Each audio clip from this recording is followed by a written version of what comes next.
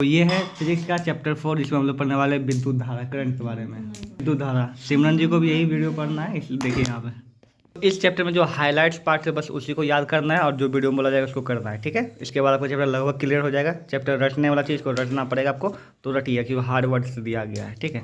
तो यहाँ पे सबसे पहले आता है विद्युत धारा, ठीक है। विद्युत धारा कहते किसे है उसको यहाँ पे दिया गया परिभाषा। बोलता है किसी चालक पदार्थ में, क्या बोला, किसी चालक पदार्थ में दो बिंदुओं के बीच आवेश के प्रवाह को विद्युत धारा कहते हैं। इसका मतलब क्या हुआ, ठीक ना। देखो चालक पदार्थ मतलब वो तार, कोई करंट है ना, हम लोग करंट के बारे में पढ़ने वाले हैं, इलेक्ट्रिक करंट है ना। तो ये जो तार, देखो यहाँ पे तार लगा लो आप, ठीक ना।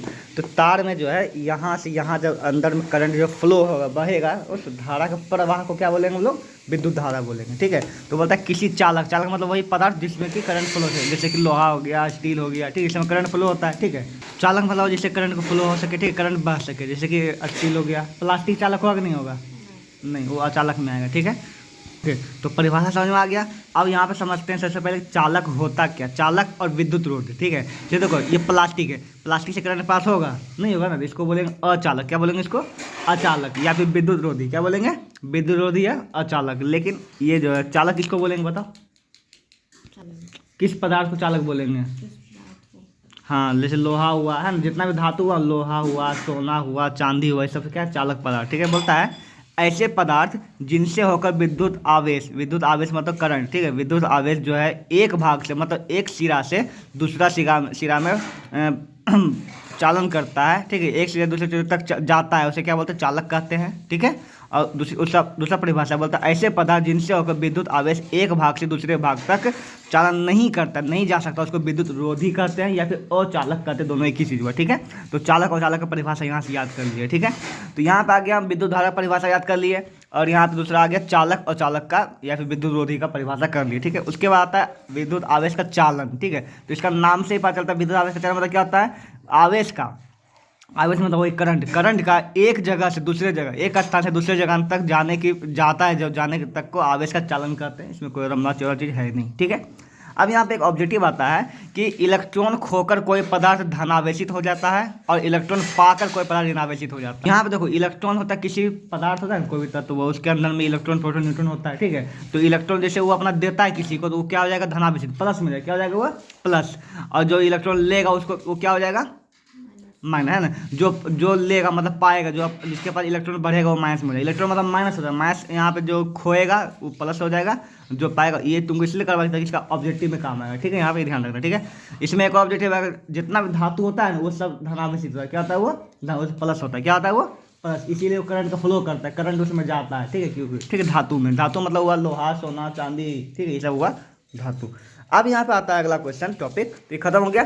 यहाँ पे हो सकता है, बोलता है कुछ चालक और कुछ विद्युत रोधी का पदार्थ का उदाहरण। तो चालक में कौन जाएगा, धातु जाएगा, तांबा हुआ, चांदी हुआ, लोहा हुआ, इस्पात हुआ, आदमी का शरीर भी है, जानवर का शरीर भी है ना। इसमें करंट फ्लो होता है, तुम करंट छू लो, है ना, तो तुमको करंट लग जाता है। तो ये भी क्या हुआ, ये सब शुद्ध जल हुआ, है ना, ये सब हवा, देखो हवा, नमी युक्त हवा, पृथ्वी, ये सब क्या है, विद्युत का चालक है। अचालक में कौन आता है, कांच आ गया, कांच में करंट फ्लो नहीं होगा, है ना, मोम में नहीं होगा, लाह में नहीं होगा, चमड़ा में नहीं होगा, ठीक है, ये एवोनाइट, रबर, ये सब में नहीं है। वैसे उदाहरण इसको याद करने की जरूरत नहीं, बस ये तो लॉजिक वाला चीज़ है, किसी में चालक हो सकता है, किसी में प्लास्टिक की चीज़ में नहीं होगा, तो हम लोग जानते हैं किसी में छूने से करंट तुमको लगेगा, किसी में तुमको नहीं लगेगा, वही देखना है तुमको, ठीक है।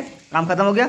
अब यहाँ पर आता है, यहाँ पे देखो आवेश मतलब हुआ करंट, है ना, का एसआई मात्रक, उसका क्या होता है, एसआई मात्रक कूलम, क्या होता है, कूलम। याद करना बहुत इंपॉर्टेंट है, ऑब्जेक्टिव में 1000 बार पूछेगा कि आवेश का एसआई मात्रक क्या होता है, कूलम। आवेश का एसआई मात्रक क्या होता है, कूलम। इसको सी से सूचित करते हैं, किससे करते हैं, कूलम को सी से, कभी काल सी भी रहेगा, कभी काल कूलम भी हो सकता है, ठीक है। तो आवेश का एसआई मात्रक कूलम होता है, ठीक है।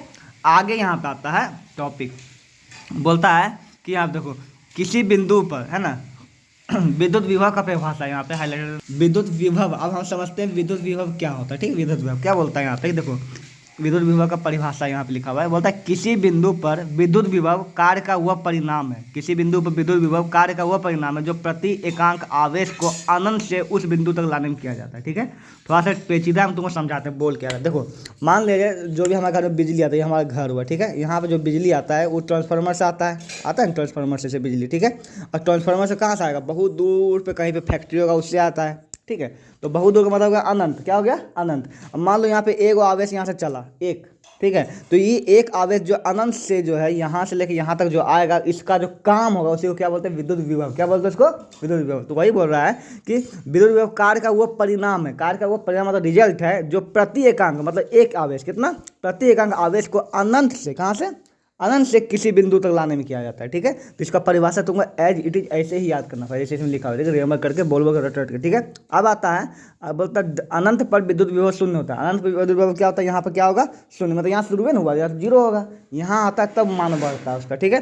तो अनंत पर विद्युत विभव शून्य होता है, याद रखना। विभव का ऐसा ही मतलब होगा, विद्युत विभव का ऐसा ही मतलब क्या होता है, जूल बटे कूलम, J/C, ठीक है। इसको ऐसे भी लिख सकते हैं, J/C को J ऐसे भी लिखते हैं या फिर J ऐसे भी लिखते हैं, ठीक है।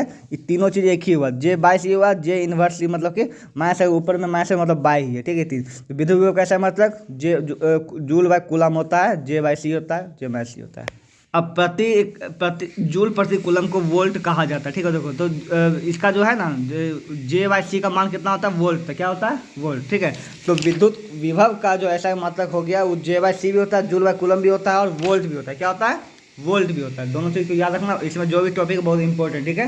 विद्युत विभव का मतलब क्या होता है, क्या होता है, जूल बाय कूलम होता है और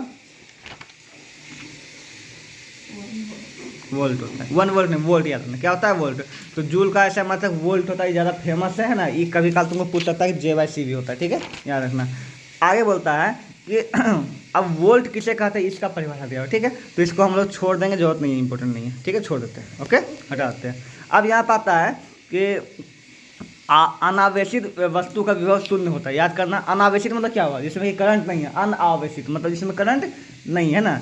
तो अनावेशित विद्युत वस्तु का विभव क्या होता है, शून्य होता है, जिसमें करंट है ही नहीं, उसमें विभव कहाँ से आएगा, करंट रहेगा तभी ना काम आएगा, तभी ना, कारण मतलब काम है ना। तो करंट है ही नहीं, अनावेशित विद्युत का शून्य होता है। अगला यहाँ पे बोलता है विभवांतर, क्या पढ़ने वाले हैं हम लोग, विभवांतर, ठीक है। तो विभव से बना विभवांतर, किससे बना, विभव से विभवांतर। विभवांतर क्या बोलता है, दो बिंदुओं के बीच, है ना, दो बिंदुओं के बीच तो बोलता है कि दो बिंदुओं के बीच विभवांतर, विभवांतर परिभाषा बोल रहा है कि दो बिंदुओं के बीच विभवांतर वह कार्य है, वह काम है ना, जो प्रति एकांक आवेश को एक बिंदु से दूसरे बिंदु तक लाने में किया जाता है। मतलब अगर एक बार ये परिभाषा आप याद कर लिए, प्रति एकांक आवेश वाला याद कर लिए, ठीक है, तो उसी पे रिलेटेड सब यहाँ पे, बस यहाँ पे हुआ विभवांतर मतलब हुआ, वहाँ पर था क्या, अनंत से, क्या था, अनंत से उस बिंदु तक लाने में क्या कार्य है। इसमें क्या बोलता है कि एक बिंदु से प्रति एकांक आवेश को ही एक बिंदु से दूसरे बिंदु तक लाने का कार्य है, ठीक है, उसको विभवांतर बोलते हैं, ठीक है। तो विभवांतर परिभाषा दो बिंदुओं के बीच विभवांतर कार्य का वह कार्य है, ठीक ना, जो प्रति एकांक आवेश को एक बिंदु से दूसरे बिंदु तक लाने में किया जाता है, ठीक है, उसको बोलते हैं विभवांतर।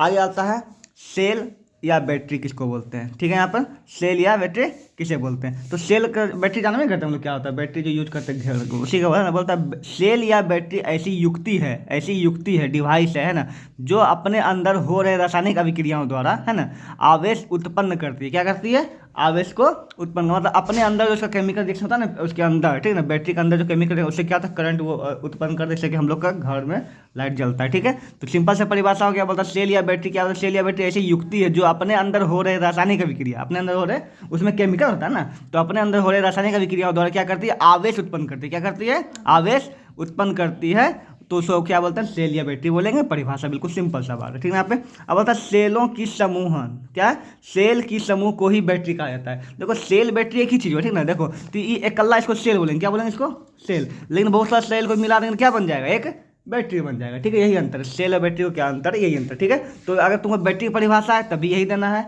सेल का परिभाषा है तभी यही देना, इसमें कोई अंतर नहीं है। ये ऑब्जेक्टिव है कि सेल का समूह को बैटरी कहा जाता है, अगर ऑब्जेक्टिव में आएगा तो वहाँ पे देखा जाएगा। अब आता है विद्युत परिपथ, क्या आता है, विद्युत परिपथ कभी देखे हैं, तार को ही विद्युत परिपथ बोलते हैं, क्या बोलते हैं, देखो जैसे ये है ना, ये देखो, अच्छा इसमें अगर करंट हम लगाएंगे क्या इसमें छुएंगे करंट लगेगा हमको, बिल्कुल लगेगा। तो ये क्या है, विद्युत परिपथ, मतलब इस रास्ते से करंट फ्लो हो सकता है, लेकिन इसमें अगर डालेंगे तो यहाँ पर हम करंट का तार छुआ दिए, यहाँ पर टच करेंगे करंट लगेगा हमको, नहीं लगेगा, विद्युत परिपथ नहीं है। तो विद्युत परिपथ वही हुआ, चालक को ही विद्युत परिपथ बोलते हैं। बोलता है जिस पथ मतलब रास्ता, जिस पथ से होकर विद्युत द्वारा प्रवाह कर सके, क्या कर सके, करंट फ्लो हो सके, उस पथ को विद्युत परिपथ कहा जाता है। बहुत सिंपल सी बात है, ठीक ना। तो यहाँ पर आप इसको याद कर लीजिएगा, कोई दिक्कत नहीं, विद्युत परिपथ का परिभाषा बहुत सिंपल से हम करवाए हैं। तो विद्युत धारा की प्रबलता का परिभाषा यहाँ से ना लिख करके हम यहाँ से करेंगे ताकि हमको हल्का पड़ेगा। क्या बोलता है, किसी चालक मतलब किसी तार में, ठीक, किसी तार में प्रवाहित विद्युत धारा की प्रबलता, ये तो क्वेश्चन रिपीट करें यहाँ तक है ना, किसी तार में प्रवाहित मतलब जो करंट फ्लो होगा तो विद्युत धारा की प्रबलता उस चालक के किसी अनुप्रस्थ काट में से एकांक समय में प्रवाहित आवेश का परिणाम है। ठीक है, यहाँ पे एक बात आया कि अनुप्रस्थ काट क्या होता है। ठीक है, अनुप्रस्थ का मतलब एक भाग, जैसे कि देखो मान लीजिए ये वायर है ना, वायर है, तो यहाँ पे एक भाग ये है, दूसरा तीसरा चौथा पांचवा भाग मिलकर बना हुआ है ना, तो बस ये एक भाग में, कितना भाग में, ये जो एक भाग में जो करंट को फ्लो होगा उसी को क्या बोलेंगे, विद्युत धारा की प्रबलता बोलेंगे। क्या बोलते हैं, प्रबलता। तो क्या लिखा वहाँ पे, किसी चालक में प्रवाहित विद्युत धारा की प्रबलता उस चालक के किसी अनुप्रस्थ काट, क्या बोलेंगे, अनुप्रस्थ काट से एकांक समय में मतलब एक सेकंड में या फिर एक सेकंड में प्रवाहित विद्युत धारा का परिणाम, जितना करंट फ्लो होगा एक सेकंड में उस जगह से, उसको क्या बोलेंगे, विद्युत प्रबलता मतलब ताकत बोलेंगे। क्या बोलेंगे, प्रबलता। ठीक है, विद्युत धारा प्रबलता का परिणाम है या फिर वही बोलेंगे। ठीक है, अब यहीं भी लिखा यदि एक सेकंड में 1 कूलम आवेश प्रवाहित होता है ना, तो उस अनुप्रस्थ काट में प्रवाहित धारा की प्रबलता क्या होगा, 1 एम्पियर होगी। क्या हो जाएगी, 1 एम्पियर हो जाएगी। इसको रिमेंबर कर लीजिएगा। और यहाँ पे लिखा हुआ है विद्युत धारा का ऐसा मात्रक क्या है, एम्पियर। क्या है, विद्युत धारा का ऐसा मात्रक क्या है, एम्पियर। जो है विद्युत धारा का ऐसा मात्रक, इसको याद कर लीजिएगा। विद्युत धारा का ऐसा मात्रक क्या है, एम्पियर। इसको ए से सूचित करते हैं, किससे सूचित करते हैं, ए से। विद्युत धारा का ऐसा मात्रक क्या है, विद्युत धारा का ऐसा मात्रक क्या हो जाएगा, एम्पियर। ठीक है, इसको किससे सूचित करते हैं, ए से सूचित करते हैं। देखो कुछ संकेत यहाँ याद कर लो। विद्युत धारा को जो है आई से सूचित करते हैं, किससे सूचित करते हैं, आई से। ठीक है, तो आई बराबर क्यू बाई टी होता है। ये सब ऑब्जेक्टिव आपको याद करना पड़ेगा, इसलिए यहीं पे कर लीजिए तो अच्छा रहेगा। ठीक है, यहाँ पे लिखा हुआ भी देखो है ना, विद्युत धारा का ऐसा मात्रक क्या है, एम्पियर है। ठीक है, इसको ए से सूचित करते हैं, यहाँ लिखा देखो ए से सूचित करते हैं। ठीक है, यहाँ पर ध्यान रखिएगा। आगे अब आता है कि यहाँ पे एक परिभाषा है कि 1 एम्पियर क्या है। क्या परिभाषा है, 1 एम्पियर क्या है, किसको बोलेंगे। ठीक है, यहाँ पे तो अगर ये याद कर लिया तो याद हो जाएगा, कोई दिक्कत नहीं। किसी चालक के अनुप्रस्थ काट में यदि 1 सेकंड में 1 कूलम आवेश प्रवाहित होता है तो उस काट में पार करने वाली विद्युत धारा की प्रबलता को 1 एम्पियर कहेंगे। ठीक है, 1 एम्पियर क्या है, इसका यहाँ पे हाईलाइट छूट गया था, इसको याद करना है। ठीक है, ठीक है, 1 एम्पियर हो गया यहाँ पर। ओके, यहाँ पे अब आता है एमीटर और वोल्टमीटर। ये दोनों मशीन है। क्या है, एमीटर वोल्टमीटर क्या है, मशीन है जो करंट में कुछ कुछ नापता है। ठीक है, तो क्या नापता है, क्या कैसे जोड़ा जाता है उसको पढ़ेंगे। तो बोलता है एमीटर क्या बोलता है, जिस यंत्र द्वारा किसी विद्युत परिपथ की विद्युत धारा मापी जाती है। क्या की जाती है, करंट मापी जाती है, विद्युत धारा कितना करंट फ्लो हो रहा है, उसको क्या बोलते हैं, एमीटर। क्या बोलते हैं, एमीटर। फिर से बोलिए, जिस यंत्र द्वारा, जिस डिवाइस द्वारा किसी विद्युत परिपथ में क्या मापी जाती है, धारा मापी जाती है। क्या मापी जाती है, धारा। उसे क्या बोलते हैं हम लोग, एमीटर बोलते हैं। ठीक है, तो ये तुमको 1000 बार पूछेगा एमीटर से क्या मापा जाता है ऑब्जेक्टिव में, तो धारा। क्या मापा जाता है, धारा। और दूसरा से पूछेगा कि एमीटर को कौन सा क्रम में जोड़ा जाता है, तो तुमको बोला श्रेणी क्रम में। किस में जोड़ा जाता है, श्रेणी। एमीटर को श्रेणी क्रम, एमीटर को श्रेणी क्रम। और क्या नापा जाता है, धारा। ठीक है, क्या नापा जाता है, उससे धारा नापा जाता है। अब आता है वोल्ट मीटर। क्या बोलता है, वोल्ट मीटर। तो वोल्ट मीटर जिस यंत्र है ना, बोलता है जिस यंत्र द्वारा किसी विद्युत परिपथ में किन्हीं 2 बिंदुओं के विभवांतर नापा जाता है। क्या नापा जाता है, विभवांतर। याद करने का सीधा सा तरीका है, विभवांतर वोल्ट मीटर। वो वोल्ट मीटर से विभवांतर, वोल्ट मीटर से विभवांतर। ठीक है, देखो तार को 2 तरीका से जोड़ा जाता है, एक श्रेणी क्रम, एक समांतर क्रम में। ठीक है, तो अगर एमीटर को श्रेणी क्रम में जोड़ा जाएगा तो वोल्ट मीटर किस में जोड़ा जाएगा, बताओ, समांतर क्रम। किस में, समांतर क्रम में। यहाँ 4 चीज आता है। एमीटर से क्या नापा जाता है, धारा। उसको क्या चीज में जोड़ा जाता है, श्रेणी क्रम में। और वोल्ट मीटर से विभवांतर। क्या मापा जाता है, विभवांतर। और इसको क्या चीज में जोड़ा जाता है, समांतर क्रम में। इसका जिस यंत्र, इसको याद करना परिभाषा यहाँ। ठीक है, याद कर लीजिएगा, ये हो जाएगा। अब आता है एमीटर और वोल्ट मीटर बनता है। अगर ये 4 चीज याद करें, 4 को तो आपको वैसे पता है। पहला क्या हो जाएगा, इससे धारा मापी जाती है, इससे विभवांतर मापा जाता है ना। इसको श्रेणी क्रम में जोड़ा जाता है, इसको समांतर क्रम में जो आता है। 4 को तो हो गया। एक और लास्ट है ना, इसको बोलता है, इसका स्केल एम्पियर होता है, इसका स्केल वोल्ट होता है। बस एम्पियर तो एम्पियर रहेगा है ना। इसका स्केल क्या होता है, एम्पियर। मतलब इसका जो अथी स्केल होता है जिसमें दिखता है कुछ, इसमें एम्पियर लिखा होता है, इसमें क्या लिखा होता है, वोल्ट होता है। बस इतना याद करना है, 3 चीज़ हो गया खत्म। ठीक है, अब सबसे इंपॉर्टेंट टॉपिक आता है जो हज़ारों बार एग्जाम में पूछा होगा, हो जाएगा ओम का नियम। क्या हो जाएगा, ओम का नियम। तो ओम का नियम क्या बोलता है, यदि किसी चालक, बहुत इसको एज इट इज यहाँ से यहाँ तक याद करना, बिल्कुल बहुत ही इंपॉर्टेंट है। ठीक है, बोलता है यदि किसी चालक ताप में, है ना, चालक के ताप मतलब ये देखो, मान लो करंट, ये मान लो कि अभी है लोहा या कुछ, ठीक ना, इसके टेम्परेचर में चेंज नहीं करें। ठीक है, तो बोलता है यदि किसी चालक के ताप में परिवर्तन ना हो, मतलब उसका ना गर्म करे ना ठंडा, जैसे वैसे रहे बिल्कुल समान। ठीक है, ताप में परिवर्तन ना हो तो उसमें प्रवाहित विद्युत धारा, है ना, उसमें जो करंट फ्लो होगा उसके सिरों के बीच आरोपित विभवांतर के समानुपाती होता है ना। उसके सिरों के बीच जो विभवांतर होगा उसके समानुपाती होता है। ठीक है, इतना कुछ चीज़ है, एज इट इज इसको याद कर लेना। ठीक है, फिर से एक बार पढ़ते हैं। बोलता है यदि किसी चालक के ताप में परिवर्तन ना हो, है ना, ताप में परिवर्तन ना हो तो उसमें प्रवाहित धारा, उसमें करंट फ्लो होगा, उसमें प्रवाहित धारा उसके सिरों के बीच विभवांतर की क्या होती है, समानुपाती होती है। इसमें ये तुमको लिखना जरूरी है, आई बराबर वी बाय आर, आई बराबर वी बाय आर, ये लिखना बहुत ही ज़्यादा वहाँ पे जरूरी है। कई बार ऑब्जेक्टिव में पूछता है कि आई बराबर वी बाय आर में कौन सा नियम लगा, बोलना है कौन सा लगा हुआ है, ओम का नियम। किसका लगा हुआ है, ओम का नियम, इसको बोलते हैं ओम का नियम। आई और वी बटा आर लिखिएगा तभी फुल मार्क्स मिलेगा यहाँ पर। ठीक है, तो ये हो गया ओम का नियम क्लियर आपका। ठीक है, यहाँ पे ओम का नियम का सत्यापन है, इसमें कि हम लोग दिमाग नहीं लगाए, छोड़ दिए हैं। देखो अब आता है प्रतिरोध। क्या आता है प्रतिरोध, किसे बोलते हैं इसको समझते हैं।